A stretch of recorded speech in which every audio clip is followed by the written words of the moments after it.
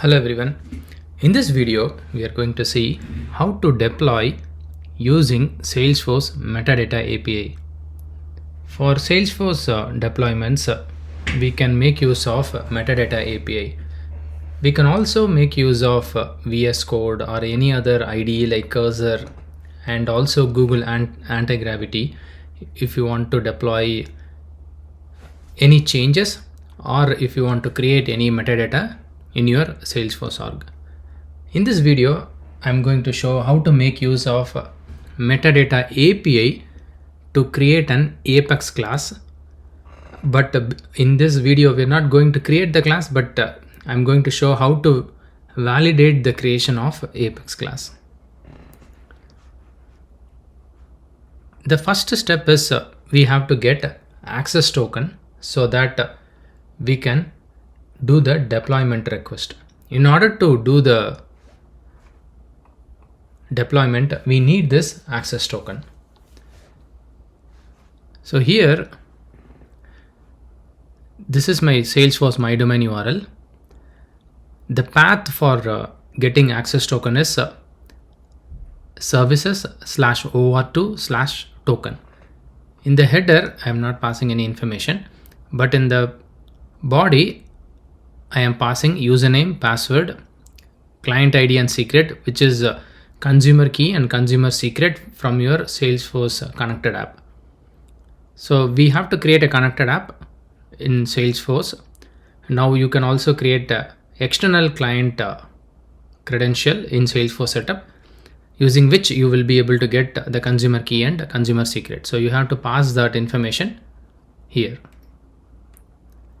So if you do a post request to this endpoint, you will be able to get the access token. Using a sample script, I'm storing that information in the access token global variable. The next step is we have to create a zip file. In order to create that, I created a folder with the name package. I created a package.xml file.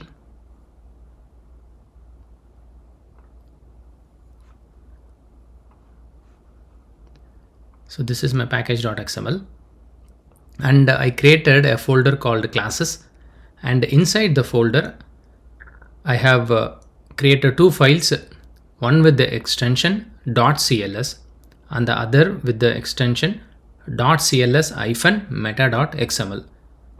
When you create an Apex class in your VS Code or Cursor or any other IDE, you will see two files. One is .cls and the other one is .cls-meta.xml. So both these files should be inside classes folder. If you are going to deploy Lightning Web Component, then it should be LWC. If you want to deploy custom labels, then it should be labels. If you want to deploy custom metadata type, then the folder name should be custom metadata. So make sure you are creating the right folder and then you are placing the right files inside the folder. Next, in order to validate, here in the JSON form data, I am setting the deployment options, the deploy options as check only to true, so that it will validate the deployment and it will not do the actual deployment. Test level, I have set it to no test run because this is a demo org, I'm just playing around. Next, I have used one more key called file, and in the file, I have selected from my desktop the same folder whatever we created with package.xml and classes folder. I have created a zip format for it, so you can also compress it. If you are using Mac OS, do not right click and compress because it will create some additional files in the folder, in the zipped folder or the compressed folder. So your deployments will fail. So make use of some commands in your terminal if you are using Mac OS. So once it is done, in the header, we have to pass authorization as the key, and In the value, we have to enter bearer space the access token which we got from the first post request. Now if you do a post request, it created a deployment. We should be able to see that. So as of now only 2 validates succeeded. Now let's try refresh it. So I can see the third validation that is also succeeded. You can do a get request to your Salesforce my domain URL /services/data/ the version, current version is v65.0 /metadata/ deploy request / the deployment ID which you got when you did a post request to deploy the changes.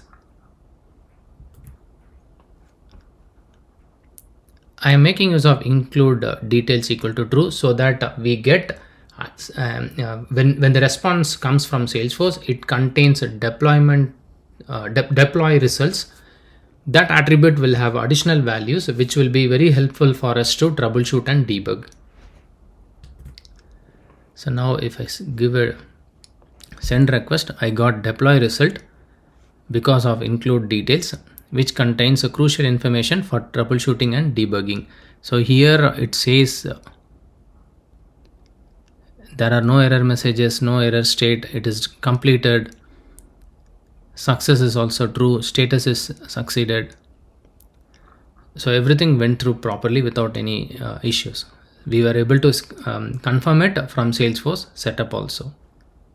So in order to deploy, you have to make use of your Salesforce my domain URL /services/data/ the current version /metadata/ deploy request. So this will allow you to deploy and validate your Salesforce deployments using Metadata API.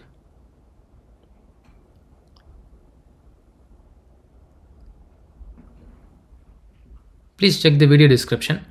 In the video description, I have shared my blog post. From the blog post, you should be able to see all the steps that were discussed in this video for your reference.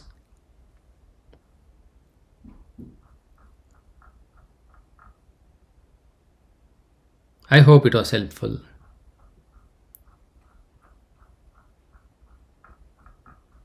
Thank you for watching.